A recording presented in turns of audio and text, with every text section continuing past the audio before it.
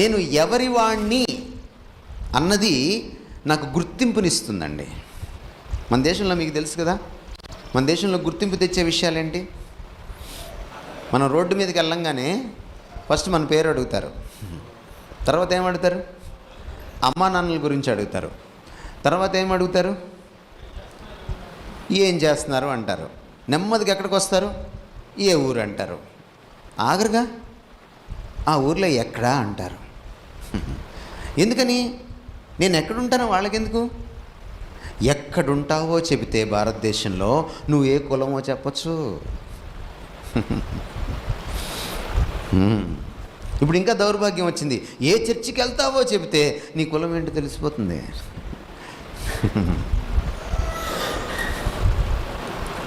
కొన్నిసార్లు నీ ఇంటి పేరు అడిగి నీ కులం ఏంటో తెలుసుకుంటారు.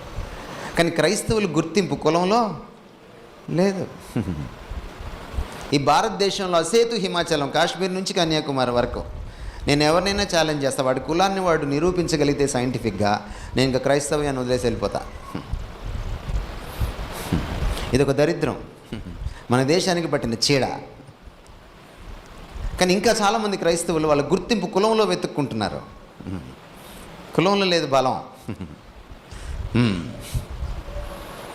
గుర్తింపు ఎక్కడుంది?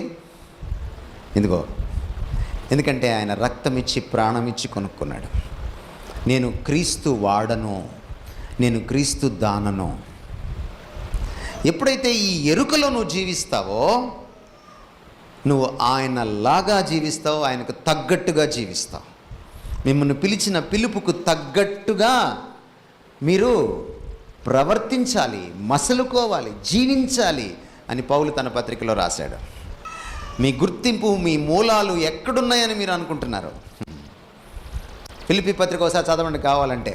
మీకంటే ఎక్కువ కులమే ఉంది పౌలుకి, మీకంటే ఎక్కువ గోత్రాలే ఉన్నాయి ఆయనకి, మీకంటే ఎక్కువ నిష్ఠాగరిష్టత ఉంది ఆయనకి, మీకంటే ఎక్కువ విశ్వాసం ఉంది ఆయనకి, మీకంటే ఎక్కువ మంచి క్యారెక్టర్ ఉంది ఆయనకి, మీకంటే ఎక్కువ భక్తి ప్రపత్తులు ఉన్నాయి ఆయనకి.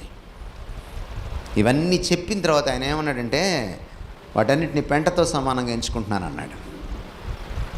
ఇక్కడ కూర్చున్న వాళ్ళు ఎంతమంది మీ బ్యాక్గ్రౌండ్ని క్రీస్తుతో పోల్చుకొని పెంటతో సమానంగా ఎంచుకునే వాళ్ళు ఉన్నారు ఈ రాత్రి?